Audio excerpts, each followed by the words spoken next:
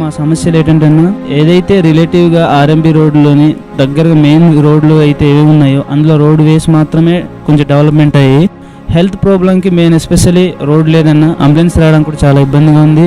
మెయిన్గా ఈ ఏజెన్సీ 11 మండలాల్లో మలేరియా జ్వరంతో చాలా జనాలు హాస్పిటల్ పాలైపోయి చనిపోవడం చాలా వరకు జరిగిందన్న ఇప్పుడు దాకా.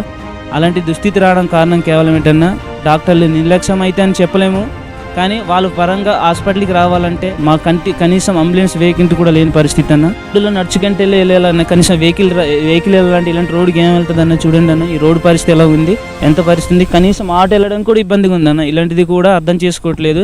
వెళ్ళడానికి వెహికల్స్ లేవన్నా, గుర్రలతో లేదా మనుషులు పెట్టి మోసుకోవాల్సిన దుస్థితి వచ్చిందన్న. అంటే మేము పుట్టడం తప్పన్నా, మేము ఏజెన్సీలో పుట్టడం అన్న.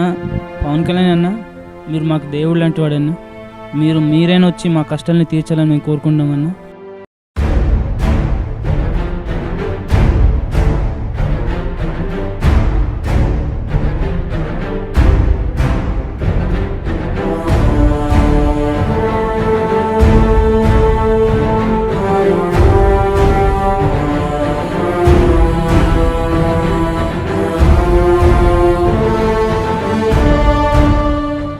మేము ట్రైబల్కి సంబంధించిన ఇష్యూలోని పీవీటీజీలకు సంబంధించింది నిజంగా చాలా సంతోషంగా ఉంది.